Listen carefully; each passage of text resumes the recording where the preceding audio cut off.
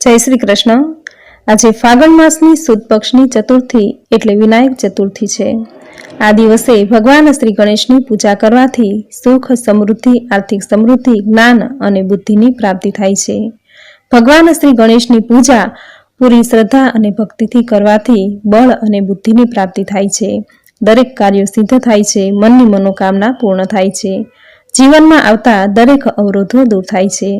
आजे भगवान श्री गणेशनी पूजा अर्चना करी तेनी कथा सांभळवानुं महत्व छे। तो मित्रों, आजना आ विडियोमां विनायक चतुर्थी व्रतनी पूजन विधि, व्रतनुं महात्म्य तेमज व्रतनुं महात्म्य दर्शावती कथा वार्ता सांभळशुं। जो आपने आ कथा पसंद आवे तो विडियो ने लाइक, शेर, कॉमेंट करी, चेनल पर नवा छो तो चेनल सब्सक्राइब करी बाजुमां बेल आइकन प्रेस करी देजो। धन्यवाद। दर महीने सुद पक्षमां आवती चतुर्थी ने विनायक चतुर्थी कहेवाय छे। चौथनी तिथि ए भगवान श्री गणेश ने समर्पित छे। आ तिथि ने भगवान गणेशनो जन्मदिवस मानवामां आवे छे। आथी आ दिवसे आ चौथनी तिथिए भगवान श्री गणेशनी विशेष पूजा अर्चना करवामां आवे छे। दर महीने 2 चौथ आवे छे। ए चौथ ए भगवान श्री गणेशनी अति प्रिय तिथि छे। भगवान श्री गणेश ए बधा देवताओमां प्रथम पूजनीय मानवामां આવ્યા છે। कोई पण देवतानुं पूजन भगवान श्री गणेशना पूजन विना सफल थतुं नथी। आथी आपणा शास्त्रोमां विनायक चतुर्थीनो घणो महिमा वर्णव्यो छे। सुद पक्षनी चौथने विनायक चतुर्थी अने वध पक्षनी चौथने संकट चतुर्थी कहेवाय छे। ज्यारे पोष अने महामासनी चतुर्थीने तिलकोन चतुर्थी कहेवाय छे। आ दिवसे भगवान श्री गणेशने तल अने दुर्वाथी पूजा करवामां आवे छे। चौथनी पूजा जीवनमां गमे तेवा दुख दर्दने दूर करे छे। जीवनमां आवता तमाम संकटनो नाश करे छे। जेना जीवनमां आर्थिक समस्या के पछी घणा बधा कष्टो आवी रह्या छे तेमणे आ व्रत जरूर करवुं जोईए। जे करवाथी विघ्नहर्ता जरूर तेमना दुख दूर करशे। अपना शास्त्रोमां पण आ व्रतनो अनंत महिमा कहेलो छे। विनायक चतुर्थी व्रतनी विधि साव सहेली छे। व्रत करनारे प्रातः काळे वहेला उठवुं, स्नान आदि कार्यथी परवारी जो बनी शके तो आ दिवसे लाल रंगना वस्त्र धारण करवा। सूर्यदेवने तांबाना लोटामां जळ भरी लाल फूल कंकु नाखी अधर्य आपवुं। भगवान श्री गणेशना मंदिरे जई एक नाळेर अने मोदकनो प्रसाद धरावो। लाल फूल अने दुर्वा अर्पण करवा। ओम गण गणपतये नमः मंत्रनो 21 वखत जप करवो। भगवानने धूप दीप करी प्रार्थना करवी। त्यार पछी बपोરના समये घરના મંદિરમાં ભગવાન શ્રી ગણેશની પૂજા કરવી। ભગવાન શ્રી ગણેશની મૂર્તિને પંચામૃત શુદ્ધ જળથી સ્નાન કરાવી, અબીલ, ગલાલ, પુષ્પ, માળા, દુર્વા ચડાવી પૂજા આરતી કરવી। લાડુ કે મોદકનો પ્રસાદ ધરવો। આ પ્રસાદ બ્રાહ્મણને કે પછી રમતા બાળકને વહેંચવો। આ રીતે વ્રતની પૂજા દિવસમાં 2 વાર કરવામાં આવે છે। આ વ્રતના દિવસે આખો દિવસ ઉપવાસ રાખવો। સાંજના સમયે ભોજન ગ્રહણ કરતા પહેલા ભગવાન શ્રી ગણેશ ચતુર્થી વ્રતની કથા સાંભળવી।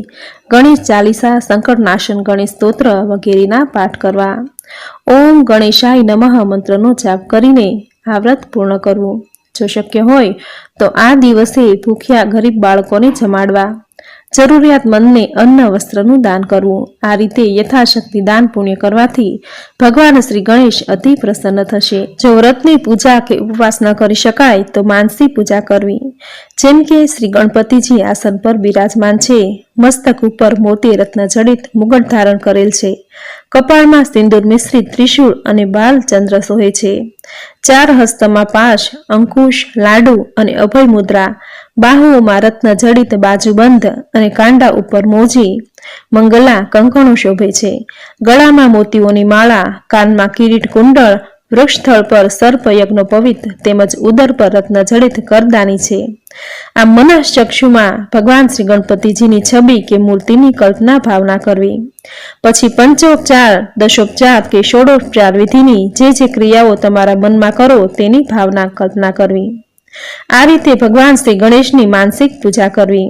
ખરેખર તો ભગવાન શ્રી ગણેશને કોઈ વસ્તુ કે પૂજા આહુતિની જરૂર નથી, એ તો ભાવનાના ભૂખ્યા છે। આ રીતે ભગવાન શ્રી ગણેશની પૂજા કરી ઓમ ગમ ગણપતયે નમઃ આ મંત્રની 11 માળા અવશ્ય કરવી જોઈએ। આજના દિવસે ભગવાન શ્રી ગણેશના 12 નામ બોલીને પૂજા કરવી જોઈએ। ભગવાન શ્રી ગણેશના 12 નામમાં सुमुखाय नमः, एकदंताय नमः, कपिलाय नमः, गजकर्णाय नमः, लंबोदराय नमः, विकटाय नमः, विघ्ननाशकाय नमः, विनायकाय नमः, ધૂમ્રકેતવે નમઃ, ગણાધ્યક્ષાય નમઃ, ભાલચંદ્રાય નમઃ, ગજાનનાય નમઃ. આ રીતે 12 નામની માળા કરવી. આ રીતે ભગવાન શ્રી ગણેશની પૂજા વિધિ કરી વ્રતની કથા સાંભળવી. આ દિવસે વ્રતનું મહાત્મ્ય દર્શાવતી કથા સાંભળવાનો ખૂબ મહિમા છે. તો મિત્રો, આ હતી વિનાયક ચતુર્થી વ્રતની વિધિ, તેનું મહાત્મ્ય.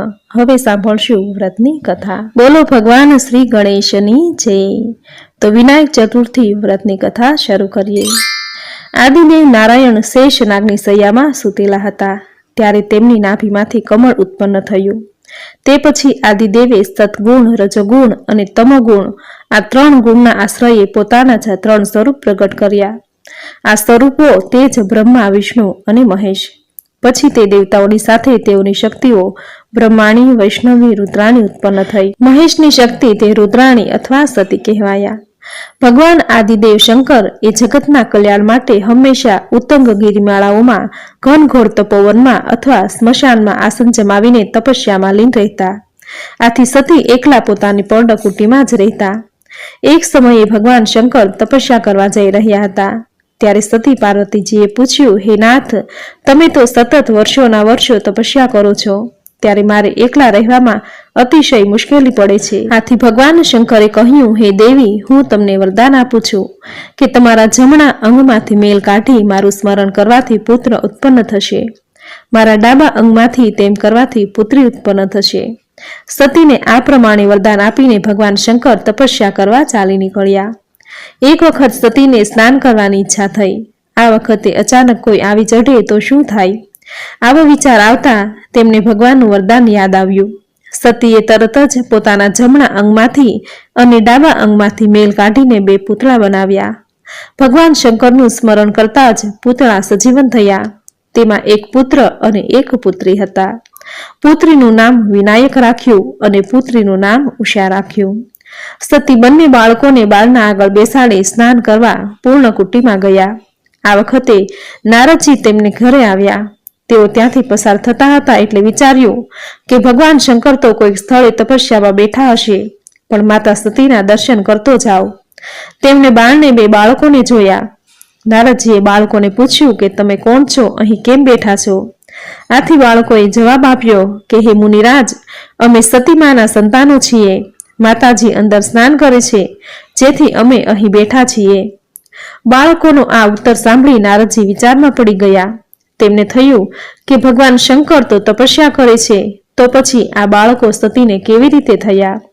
આથી તેઓ તરત પાછા ફર્યા અને સીધા ભગવાન શંકરના તપસ્યા સ્થાને પહોંચ્યા. ત્યાં જઈ તેમણે ભગવાન શંકરની સ્તુતિ કરી. ભગવાન શંકર તપમાંથી ઉઠ્યા અને નારદને આવકાર આપ્યો તથા આવવાનું કારણ પૂછ્યું. ત્યારે નારદજીએ સંકોચસહ ભગવાન શંકરને કહ્યું, તમે તો અહીં તપસ્યા કરો છો અને તમારી પર્ણકુટીએ તો બાળકો રમવા લાગ્યા છે. ભગવાન શંકર સતીને આપેલા વચન ભૂલી ગયા અને ક્રોધ આવેશમાં આવી હાથમાં ત્રિશૂળ સાથે સતીની પૂર્ણકુટીએ જવા રવાના થયા. ભગવાન શંકરનો ક્રોધ જોઈને નારદજી ગભરાયા. તેઓ વિષ્ણુ અને બ્રહ્મા પાસે પહોંચ્યા. ભગવાન શંકર એ સતીની પૂર્ણકુટીએ આવી પહોંચ્યા. ભગવાનનું ઉગ્ર રૂપ જોઈ ઉષા ઘરમાં સંતાઈ ગઈ અને વિનાયક બાળને બેસી રહ્યો.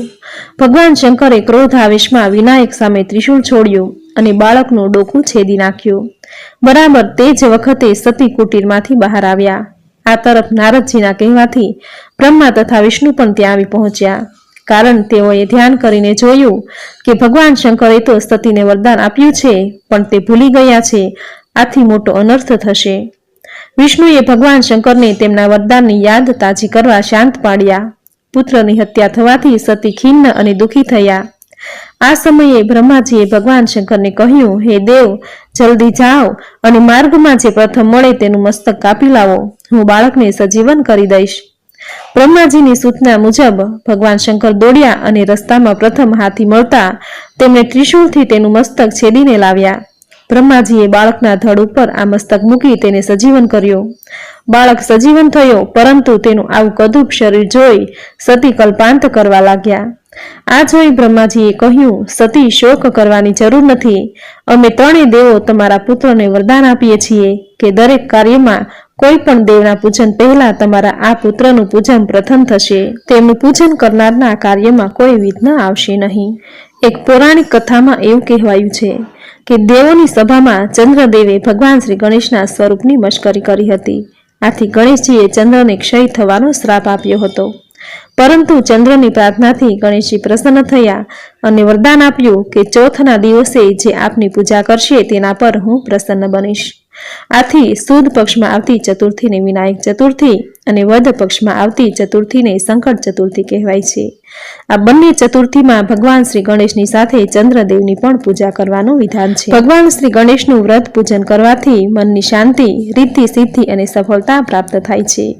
દરેક કાર્ય નિર્વિઘ્ને પરિપૂર્ણ થાય છે. શ્રી મહર્ષિ વેદવ્યાસ શ્રીમદ ભાગવતના મહાત્મ્યમાં લખે છે કે કલામો ચંડી વિનાયકો, એટલે કે આ કળિયુગમાં વિનાયકની ઉપાસના કરવાથી માનવની સર્વ મનોકામના પરિપૂર્ણ થશે.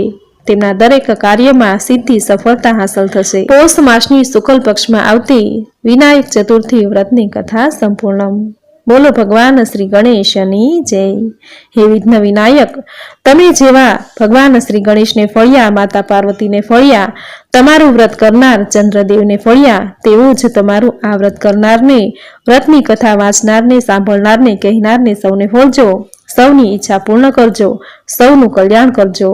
મિત્રો, આટલું પ્રભાવશાળી છે વિનાયક ચતુર્થીના દિવસે કરવામાં આવતું આ વ્રત. અતિ પ્રભાવશાળી વિનાયક ચતુર્થી વ્રતની વિધિ, મહાત્મ્ય અને કથા જે તમે પૂરી શ્રદ્ધાથી સાંભળી, જે વ્રત કર્યા જેટલું જ પુણ્ય ફળ તમને પ્રાપ્ત થશે.